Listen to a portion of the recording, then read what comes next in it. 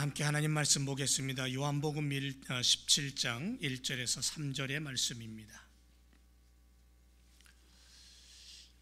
지난 시간과 똑같은 본문입니다. 요한복음 17장 1절에서 3절까지 함께 말씀 읽겠습니다. 다 같이 시작.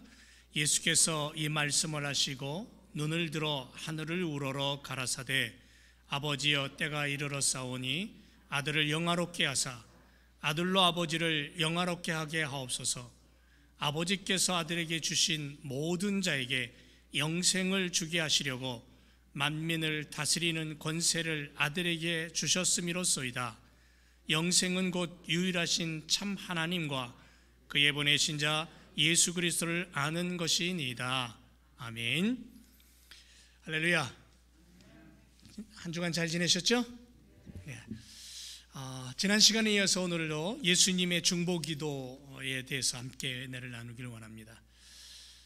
성경 번역사로 활동을 하면서 성경 번역에 있어서 굉장히 큰 영향을 미쳤던 윌리엄 텐데일이라는 사람이 있습니다. 1494년에서 1536년까지 살았던 아주 오래전의 인물인데요, 그 당시에 라틴어와 헬라어로만 성경이 되어 있었습니다. 그리고 신학을 공부하고 성경을 연구한 사람들만이 읽을 수 있고 볼 수 있었던, 다시 말해서 사제들만이 읽었던 그러한 성경을, 그 신구약 성경을 일반 성도들도 읽을 수 있도록 영어로 번역을 했습니다. 그런데 이 텐데일이 영국 왕 헨리 8세에 의해서, 그가 보낸 첩자에 의해서 체포되고 2년 동안 옥고를 치릅니다. 그리고 나서는 높은 장대에 매달렸다가 화형을 당합니다. 그게 이제 1536년 10월 6일에 있었던 일입니다. 아주 끔찍한 형벌을 당하는 거죠. 순교당한 겁니다.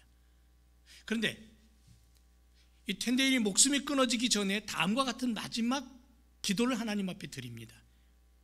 그 기도가 뭐냐면, 주여 영국 왕의 눈을 열어 주소서. 단 이겁니다. 그게 마지막 기도였습니다. 근데 놀랍게도 75년이 지난 후 영국 왕 제임스 왕은 1611년에 자신이 명령을 내려서 번역하게 한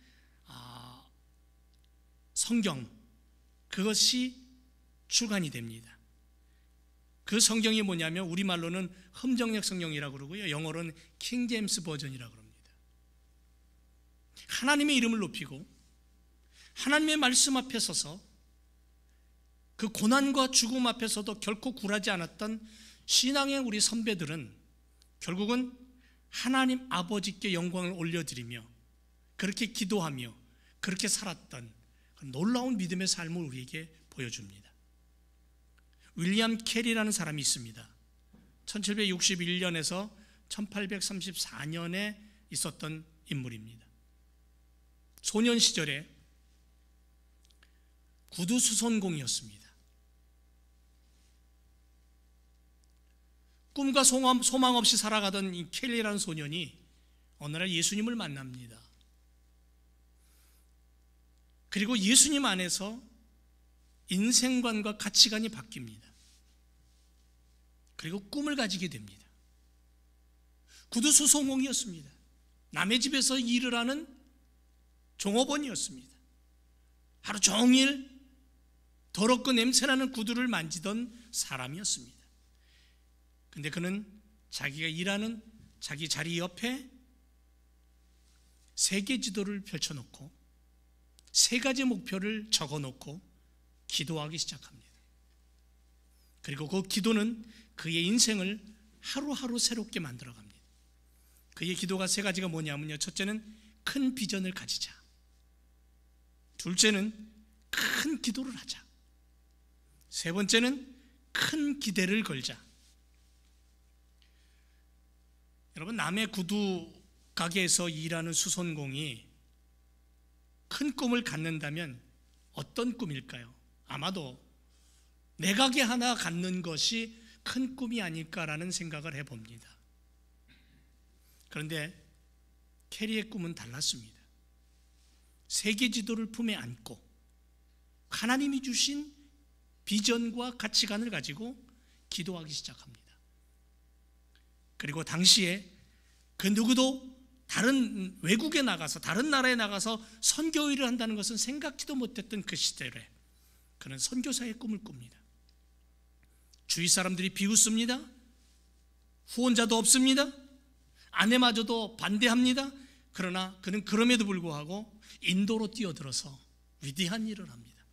그래서 그를 향해 뭐라고 얘기하냐면 선교의 아버지라는 별명이 있습니다. 선교의 원조 윌리엄 켈리 이렇게 말합니다. 꿈을 가지고 그 꿈이 하나님 앞에서 올려졌을 때에 그는 하나님의 영광을 드러내는 위대한 일꾼이 됩니다. 이게 우리들이 꿈꿔야 될 인생이라는 거죠. 우리는 지난 시간에 눈을 들어 하늘을 우러러 기도하시던 예수님의 기도의 모습을 배웠습니다. 얼마나 간절히 기도했는가를 우리는 알 수 있습니다. 그리고 예수님의 기도의 첫 마디는 아버지였습니다. 아버지. 예수님의 기도의 본이 오늘 우리들의 삶을 변화시키고 우리의 삶을 끌고 가야 되는 거예요. 그래서 우리도 예수님 같은 기도의 사람으로 살아야 되는 거죠. 오늘 계속해서 예수님의 기도 속으로 우리가 한번 들어가서 예수님은 또 어떤 기도를 드리고 계시는가를 한번 우리가 살펴보고 함께 은혜를 나누고 그리고 우리도 예수님 같은 기도의 삶을 살아야 될 줄로 믿습니다. 눈을 들어 하늘을 우러러 아버지하고 기도하시던 예수님은 이번에는 어떤 기도를 하시냐면 하나님 아버지를 영화롭게 하기를 위해서 기도합니다. 영화롭게 하기 위해서. 예수님은 하나님을 영화롭게 하기 위해서 자기 자신을 영화롭게 해달라고 그렇게 1절에서 고백합니다. 아들을 영화롭게 하사 나라는 아들, 당신의 아들을 영화롭게 해 주옵소서. 그리고 아들로 아버지를 영화롭게 하옵소서. 어떻게 잘못 해석하면 예수님이 건방진 기도를 하는 거 아닌가라는 생각을 할 수 있을지 모르지만 아주 굉장히 깊은 그러한 모습의 기도입니다. 앞에서 제가 예를 들었던 텐데일이나 윌리엄 캐리 같은 그들의 삶의 흔적은 결국 하나님의 나라를 소개하고 있습니다. 하나님 앞에 영광을 올려드립니다. 그들의 삶을 통해 그들이 완전한 삶이고 그들이 완벽하게 어떠한 위대한 일을 했다, 그것이 아니라 하나님의 이름으로 그들이 그렇게 살았던 모습 속에서 그리고 그렇게 죽었던 모습 속에서 하나님의 영광이 드러난다는 거죠. 하나님을 소개하고 있는 거예요. 성경을 보여주고 있는 거죠. 다시 말하면 예수님이 영화롭게 된다는 것은 한마디로 얘기하면 예수 그리스도를 통해서 살아계신 하나님 아버지가 영화롭게 되는 거예요. 그건 결국 말하면 모든 성도들의 삶의 자세가 바로 하나님의 영광이라는 거죠. 나를 통해 하나님의 영광이 드러나는 거예요. 여러분 1절에서 영화롭게 하사라는 예수님의 기도의 의미가 뭐냐면 영광이라는 의미가 담겨져 있는 거예요. 영화롭게라는 것은 영광이라는 뜻과 같은 겁니다. 하나님의 신적인 영광, 비길 수 없는 찬란한 상태의 영광. 주님의 제자 요한은 오늘 본문에서 예수님으로 인하여 나타나는 하나님의 영광을 지금 설명하고 있는 거예요. 예수님은 자기 자신이 이 세상에서 영광 얻기를 위해서 기도하셨어요. 하나님은 세상에서 그의 아들을 영화롭게 하셨어요. 다시 말하면 하나님은 아들의 고난 중에도 표적과 기사를 통하여 아들을 영화롭게 만들어 주셨습니다.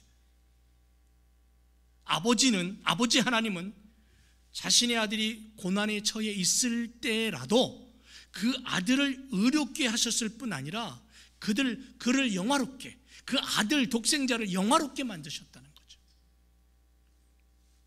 주님께서 십자가에 못 박혔을 때 찬미를 받으시고 영광을 받으셨어요. 주님께서 십자가로 사망과 죽음을 정복하심을 우리는 압니다.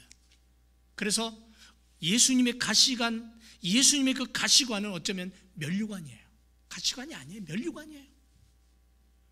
아버지는 아들이 고난당한 후 그 아들을 높이셨어요. 영화롭게 하셨어요. 아버지는 아들이 죽은 가운데 그냥 두시지 않고 일으켜 세우셨어요. 그래서 하나님의 영광이 드러나게 하셨어요.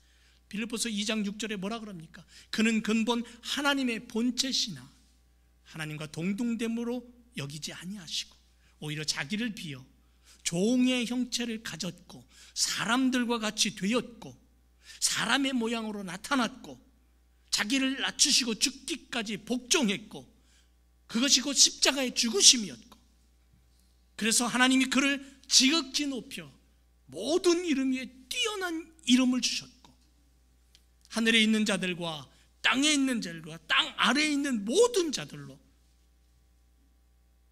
그 예수의 무릎 앞에 꿇게 하셨다고. 모든 입으로 예수 그리스도를 주라 시인하여 하나님 아버지께 영광을 돌리게 하셨느니라. 놀라운 고백입니다.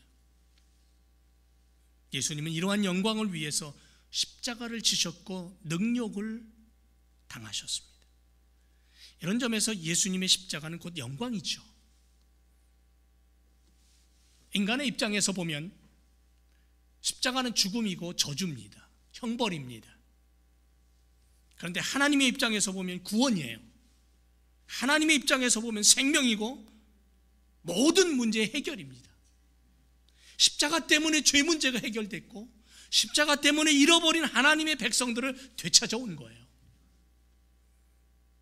그래서 하나님의 가장 큰 숙제가 풀리는 시간이었어요. 오직하면 엘리 엘리 라마 사박다니 했는데도 불구하고 하나님은 고개를 돌려버리셨다. 어떤 신학자의 표현에 의하면 하나님은 그 순간에 고개를 돌리셨다. 이렇게까지 표현할 정도로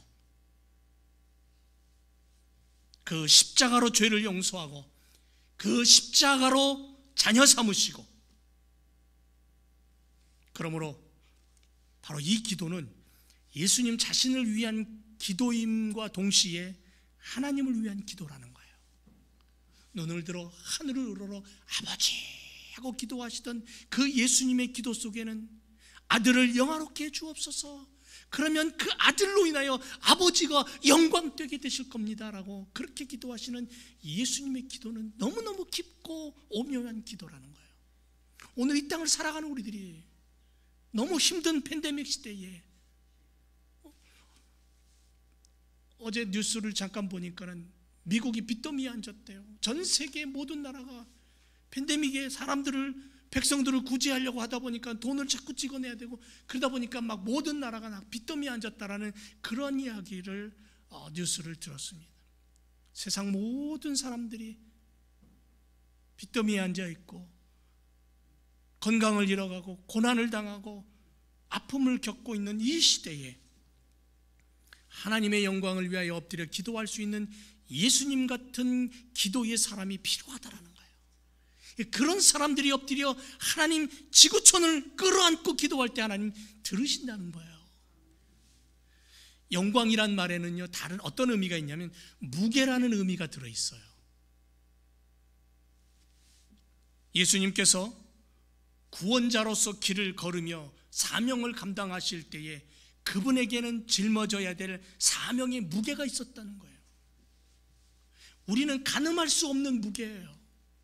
인간으로서는 예수님이 걸어가신 그 십자가의 길을 도저히 그대로 걸어갈 수 없어요. 예수님만이 짊어질 수 있는 무게였어요. 여러분, 부모라는 이름을 가진 무게가 있지 않습니까? 부모. 그 부모라는 이름을 가진 무게를 잘 감당하면 그 다음에 기쁨이 오고 감사가 오고 영광이 오고 행복이 오잖아요.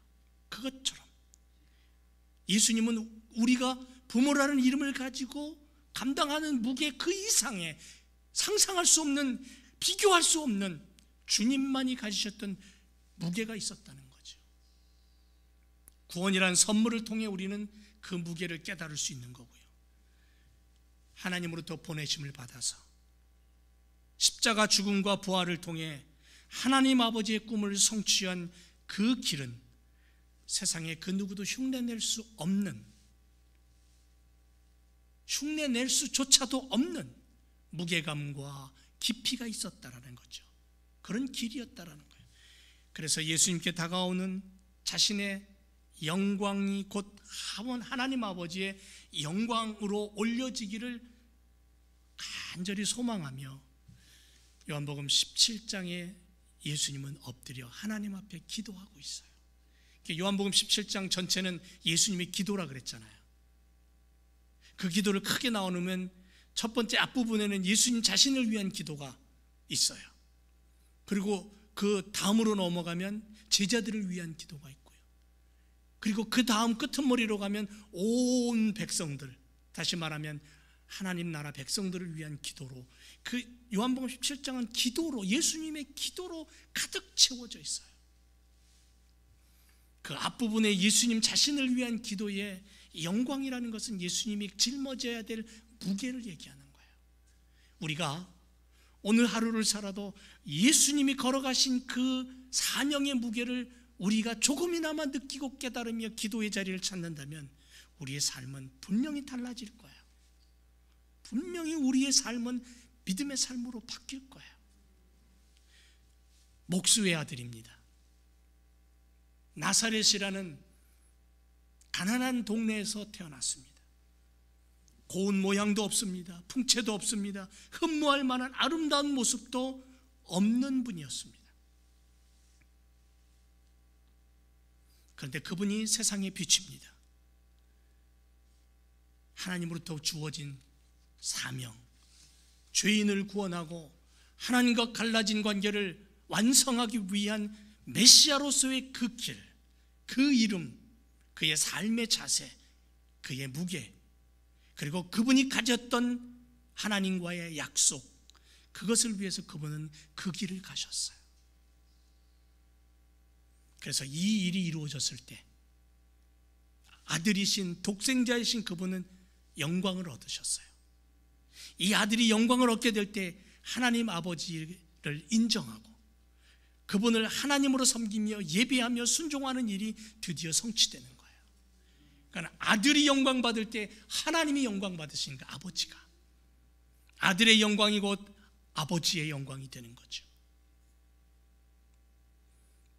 똑같습니다. 우리의 삶도 우리의 아들, 딸, 자녀들이 잘 돼서 영광을 얻으면, 존경을 받으면 그 부모도 존경을 받는 것처럼 덩달아서 예수님 그걸 우리에게 가르쳐주고 있는 거예요. 아들을 본 자는 아버지를 보았고 아들의 삶을 듣는 것은 하나님의 말씀을 듣는 것과 같고 아들이 능력으로 역사하는 일을 보는 자는 하나님의 능력을 보는 것과 같고, 그 예수님 그렇게 말씀했잖아요. 사랑하는 제일교회성도 여러분, 택함 받는 성도들은 하나님의 영광을 위해서 숨쉽니다. 오늘 믿음의 성도들, 나는 택함 받은 하나님의 자녀라고 그렇게 고백하며 사는 성도들은 하나님의 영광을 앞세우지 않고는 살아갈 수 없는 거예요. 시편 3편 3절에 여호와여 주는 나의 방패고 나의 영광이고 나의 머리를 드는 이십니다라고 고백합니다. 다윗의 고백이에요. 다윗은 그렇게 고백하는 거예요. 하나님은 나의 방패고 하나님은 나의 영광이고 하나님은 나의 머리를 드시는 분입니다. 그래서 나를 통해 하나님의 뜻이 드러나고 나를 통해 하나님의 영광이 보여집니다. 다윗은 그렇게 살았어요. 그가 가난한 사람으로, 그가 죽을 죄인으로 도망 다닐 때에도, 왕이 되어서 부귀영화를 누릴 때에도 그의 중심에는 아버지 하나님, 전능하신 하나님, 나의 방패 되신 그 하나님의 영광을 위해 숨쉬었던 삶이었다라는 거죠. 하나님의 백성들이 범죄하고 타락하면 결국 하나님의 영광은 가려지는 거죠. 여러분, 물론 하나님께서 전능하신 분이기 때문에 굳이 우리를 통해, 인간을 통해 당신의 영광을 얻으시고 당신이 기뻐하신 일을 하신다? 그것밖에 못 하신다? 그건 아니잖아요. 전능하신 분입니다. 능력 있는 분입니다. 인간을 통하지 않고도 자신의 위엄과 능력과 존귀함을 드러낼 수 있는 능히 그런 능력을 가지신 창조주예요. 심지어는 길바닥에 굴러다니는 돌들을 통해서도 하나님을 찬양할 수 있게 하실 수 있는 그런 능력의 하나님이셔요. 그런 전능자가 그럼에도 불구하고 늘 우리를 통해서 일하기를 원하셔요. 늘 나를 통해서 하나님의 영광이 드러나기를 원하셔요. 나의 입을 통해 하나님을 찬양하기를 원하셔요. 그러므로 우리는 하나님의 사랑과 십자가의 구속의 은혜를 기억하고 숨쉬는 순간순간마다 아버지 하나님의 영광을 드러내고 예수 그리스도의 죽음과 부활의 영광을 선포하는 삶을 살아야 될 줄로 믿습니다. 비록 내 삶에 역경이 온다 할지라도 그 역경을 통해 하나님이 영광 받으시는, 어쩌면 그 역경은, 그 아픔은 나의 삶의 무게일 수 있어요. 그러나 그 무게를 통해 하나님의 영광이 드러난다면 우리는 하나님의 자녀됨을 가지고 사는 삶인 줄로 믿습니다.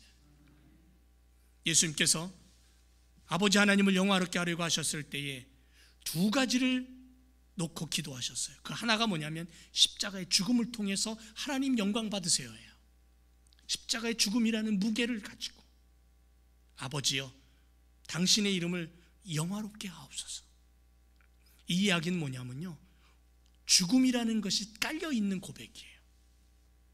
아버지여, 아버지의 이름이 영광되기를 원합니다라는 그 기도 속에는 예수님의 가슴 밑바닥에 뭐가 있냐면 십자가의 죽음이 있는 거예요. 죽어야 하나님이 영광되는 거예요. 예수님이 죽어야 모든 죄가 해결되는 거예요. 예수님이 죽으셔야만이 하나님과 인간이 만날 수 있고 하나님의 나라를 펼칠 수 있는 거예요. 그래서 바로 그 1절의 의미는 뭐냐면 아버지여 고통 중에 있는 나를 주장하사 당신께 영광 올려드리게 하옵소서라는 진심 어린 기도예요. 4절에 가서 뭐라 그럽니까? 아버지 하나님께서 하라고 하신 일이 있어요. 그걸 완수하는 길이에요. 아버지께서 나를 이 땅에 보내셔서 하라고 하신 일이 있다라는 거죠. 그 일을 위해서 이제 마지막 몇 걸음 남았다라는 거예요. 그 시점에 예수님 엎드려 기도하십니다. 그것이 완성될 것을 예수님이 이미 보시고 선포하시면서 아버지여 이 세상에서 아버지가 영화롭게 되기를 원합니다. 5절에 가서 뭐라 그러는지 아세요? 창세전의 아버지와 함께 가졌던 그 영화로움을 지금 주님은 다시금 기억하면서 아버지와 함께 누리기를 위해서 기도해요.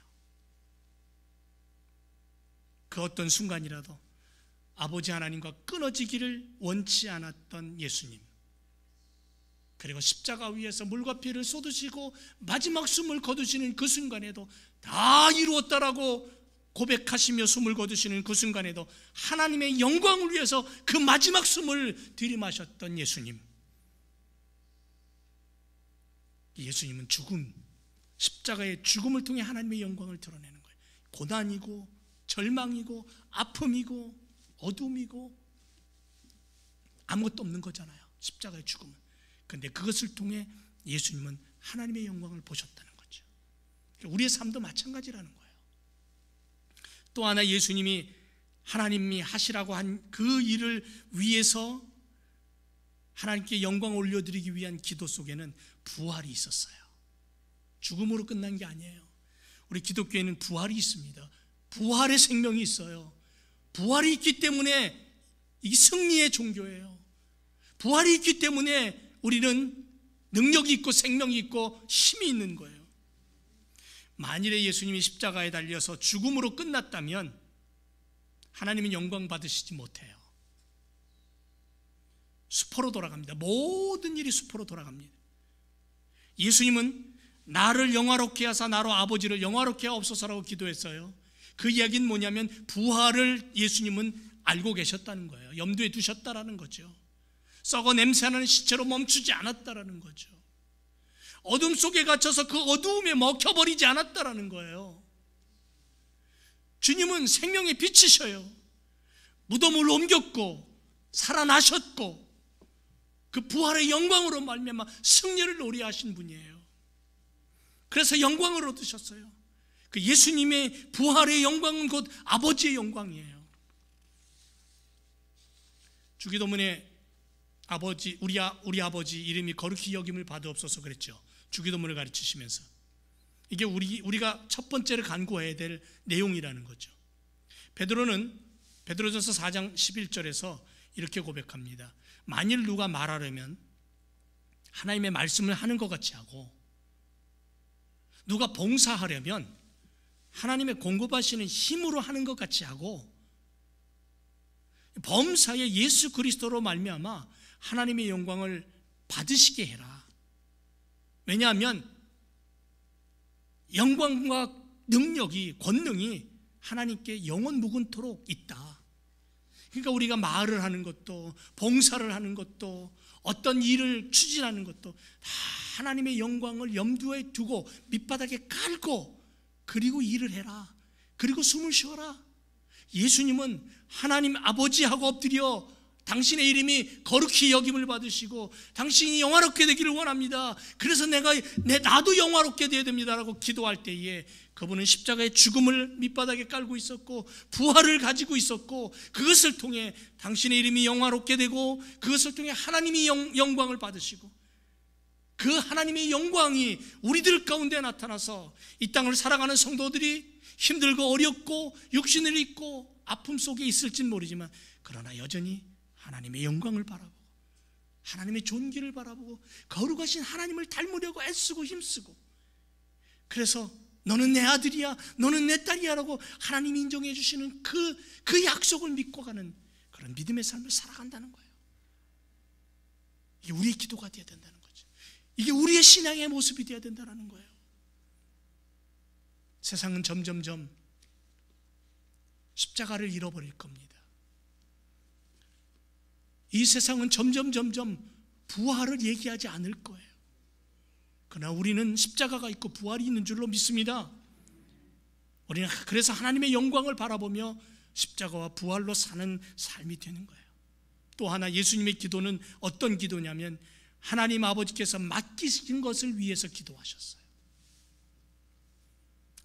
여러분, 요한복음에는 겟세마네 동산의 기도가 기록되어 있지 않습니다. 하지만 요한복음 17장을 통해 대제사장이신 예수님의 기도의, 중보 기도의 본을 우리에게 알려주고 있습니다. 올바른 기도의 모습을 요한복음 17장을 통해서 발견하는 거예요. 그래서 지난 시간에 그랬잖아요.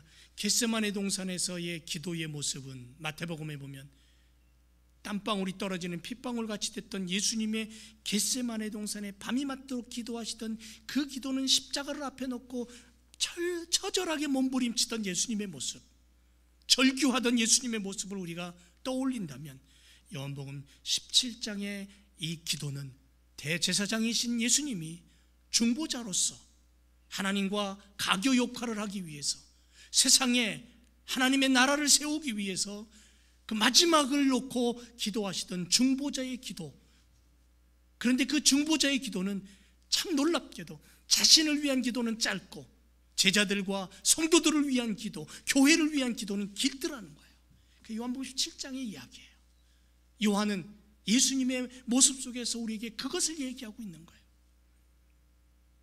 예수님의 기도 속에는 맡기신 것을 위한 기도가 있었어요. 하나님의 자녀된 믿음의 사람들은 사명 완수를 위해서 달려가야 됩니다. 예수님은 하나님께서 당신에게 위임하신 것이 무엇인가를 알고 있었어요. 예수님은 하나님으로부터 위임받은 사명에 입각하여서 하나님을 영화롭게 하기를 원하셨어요. 아버지로부터 위임받은 것, 아버지가 아들에게 맡긴 것이 뭐냐면요, 권세입니다. 그래서 아버지께서 2절에 보니까 권세를 아들에게 주셨다 그랬어요. 모든 권세를 가지신 하나님 아버지가 독생자 예수 그리스도께 그 권세를 위임해 버렸어요. 맡겼다는 거죠. 에덴 동산에 아담과 하와에게 에덴 동산의 모든 것을 하나님이 위임하셨어요. 맡기셨어요. 그런데 인간은 하나님처럼 되려고 사탄의 유혹에 넘어가서 먹지 말아야 될 것, 넘지 말아야 될 것을 넘음으로 말미암아 하나님이 맡기신 것을 제대로 수행하지 못하고 결국은 죄악 속으로 빠져버렸죠. 둘째 아담 되신 예수 그리스도는 이 땅에 와서 아버지께로부터 받은 게 있어요. 맡김, 위임받은 게 있다는 거죠. 그것을 가지고 그 길을 걸어가시는 거예요. 그래서 아버지께서 권세를 아들에게 주셨습니다 라고 그렇게 고백해요. 교회의 왕이신 그리스도는 결코 이 세상의 임금처럼 폭군이나 폭정을 하는 사람이 아니에요. 그런 왕이 아니에요. 그리스도의 통치권은 그 어느 것과도 비교할 수 없는 강력한 전능자의 권세를 가지신 주님이셨어요. 그 권세는 만민을 다스리는 권세예요. 만민을 다스리는 권세, 모든 인류를 다스리는 권세. 그래서 이제 본문에서 그는 하나님과 인간 사이의 중보자로서 만민을 다스리는 권세를 내게 주셨음을 감사합니다. 예수님은 죄악으로 가득 찬 인류를 통치할 수 있는 전권을 소유한 분이에요. 모든 심판의 권한을 예수님에게 하나님은 위임해 버리셨어요. 육신을 입은 이 땅의 모든 인생은 그래서 예수님께 복종해야 돼요. 창조주 하나님으로부터 만민을 다스리는 권세를 허락받은 예수님이셨어요. 그런데 예수님은 세상의 왕들처럼 군림하고 굴복시키고 채찍을 가하는 것이 아니라 당신 스스로 십자가 피 흘려 죽으심으로 모든 인류를 다스리셨어요. 이 권세의 위대한 목적과 계획은 아버지께서 아들에게 주신 모든 자들에게 영생을 주기 위해서, 그분이 죽으신 것, 그분이 그 위임받은 권세를 가지고 만민을 다스리는 그 권세를 가지고 어떻게 하셨냐면 영생을 주기 위해 당신 스스로가 죽으셨다는 거죠. 택함 받은 자들을 구속하시기 위해 예수님에게 넘겨주신 그 놀라우신 능력과 권능을 가지고 당신의 사람들을 위하여서 영생을 주기 위해 그 길을 걸어가신 예수님, 만왕의 왕 되신 예수님, 부활의 생명을 가지고 우리에게 그것을 허락하신 주님이 얼마나 위대하고 은혜로우시고 놀라운 사랑의 하나님인가 하는 것을 우리는 오늘 다시 한번 예수님을 통해 배우게 되는 거죠. 여러분, 우리는 이 세상에 살아가면서 성도입니다. 거룩한 무리들이에요. 다른 말로 하나님의 아들과 딸입니다. 다른 말로 천국 백성입니다. 또 다른 말로 택함 받은 자들입니다. 또 다른 말로 하나님의 식탁에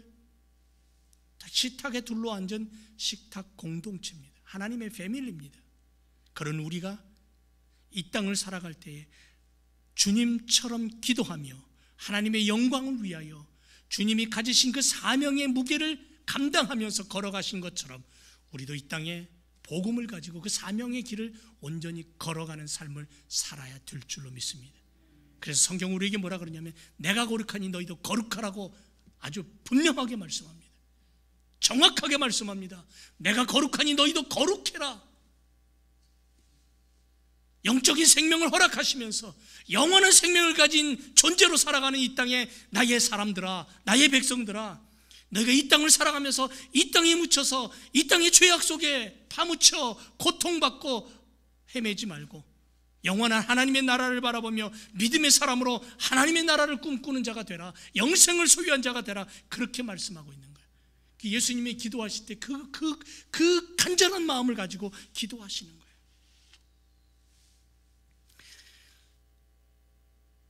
영생이 뭡니까?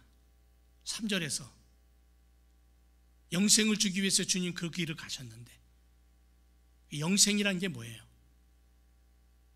3절에 보니까 참 하나님과 그의 보내신 자 예수 그리스도를 아는 것이 영생이래요. 여러분 영생 얻으셨습니까? 아멘? 어떻게 영생 얻으셨습니까? 하나님이 참 하나님이고 그 하나님이 보내신 독생자 예수 그리스도가 나를 위해 십자가에 죽으셨고 무덤은 열고 부활하셔서 다시 나를 데리러 오시며 약속하신 그래서 내가 구원받은 하나님의 자녀로 살아간다는 바로 그것을 아는 것이 영생이라는 거죠. 영생은 하나님과 예수 그리스도를 아는 지식이라는 거예요. 그리스도와 연합하고 그리스도 안에서 하나님과 교제하는 삶을 살아갈 때 우리는 이렇게 고백할 수 있습니다. 지금 나의 삶이 이렇게 천국과 같은 삶으로 감사한데 진짜 천국에서 살아간다면 얼마나 감격스럽고 행복할까. 그러니까 저 하나님의 나라를 꿈꾸면서 이 땅에서 구원받은 자로 살아갈 때의 행복감을 느끼는 거예요. 여러분, 육신을 입었기 때문에 병이 안 들 수 없어요. 나이 먹으면서 여러 가지 질병들이 없으라는 법이 없잖아요. 왜냐하면 육신은 썩어지는 존재이기 때문에. 근데 그것 때문에 내 영혼이 흔들린다면, 내 생각과 내 가슴이 뿌리채, 송두리째 흔들린다면 그건 문제가 있는 거죠. 흔들리면 안 된다는 거예요. 예수님이 십자가를 앞에 놓고 기도하실 때 그래서 기도하신 거예요. 참 하나님이심과 동시에 참 구세주이신 그분이 오늘 우리를 향해서 영생을 주기 위해 그 길을 가셨고, 참된 하나님과 예수 그리스도를 아는 지식이 바로 영생이라고 우리에게 가르쳐 주시면서 오늘 이 땅을 살아가는 성도들에게 정말 영원히 변하지 않는 생명, 영원한 생명, 무한한 행복을 우리에게 선물하고 계시는 예수님의 기도 속에서 우리도 그것을 누리며 사는, 그것을 받아 누리며 사는 믿음의 삶을 살아야 될 줄로 믿습니다. 여러분, 묻습니다. 영생 얻으셨습니까? 내가 지금 죽어도 나는 천국에서 눈을 뜰 것을 믿습니까? 왜? 나는 하나님의 자녀이기 때문에, 십자가로 구원받았기 때문에, 죄사함 받았기 때문에. 그렇다고 어떤 분은 나 죄사함 받았으니까 내 맘대로 살 거야 이러고 나가서 또 지 멋대로 막 못된 짓 다 하고 그러고 사는 사람이 있어요. 그거 잘못된 거예요. 용서함 받았고 죄사함 받았다면 하나님이 원하지 않는 그 죄의 길에 들어서지 않는 것이 우리의 삶의 그 다음 단계라는 거죠. 그래서 점점 거룩한 사람으로 성화의 단계로 가는 거예요. 예수님은 하나님께서 자신에게 위임하신 한 사람, 한 영혼을 위한 그 무게를 가지고 그 길을 가셨어요. 구원의 길, 십자가의 길. 그리고 그 길을 통해 아버지 하나님이 영광 받으시기를 간절히 소원하셨어요. 그리고 그 길을 통해 우리들에게 영원한 하나님 나라를 선물로 주고 영생을 선물로 주시기를 원하시며 기도하셨어요. 얼마나 큰 기도입니까?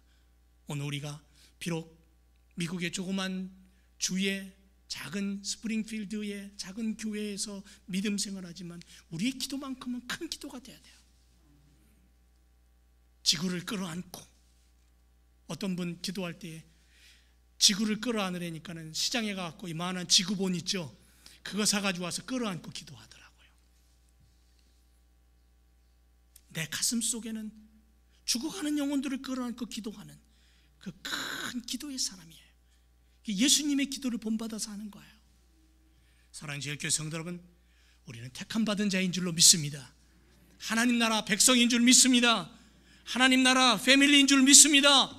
하나님 주시는 그 식탁에서 영양을 공급받는, 그래서 하나님 백성으로 살아가는 힘 있는 자들입니다. 오늘도 내가 기도할 때 예수님 같은 기도를 우리가 드리고 예수님 같은 사명을 가지고 예수님 같은 무게감으로 이 땅을 살아갈 때 이 우리의 삶을 통해 이 땅에 하나님의 영광, 하나님의 존귀가 드러나게 될 줄로 믿습니다. 그리고 우리는 어떻게 되는 줄 아세요? 행복감에 취해진 거예요. 여러분, 술에 취하는 게 아니고요, 마약과 알코올에 취하는 게 아니고 행복감에, 하나님 주신 성령의 행복감에 취해서, 하나님 주시는 은혜 속에 취해서, 하나님 주시는 말씀의 깊이에 취해서, 사랑에 취해서 사는 그런 믿음의 삶을 우리가 살아야 될 줄로 믿습니다. 기도하겠습니다.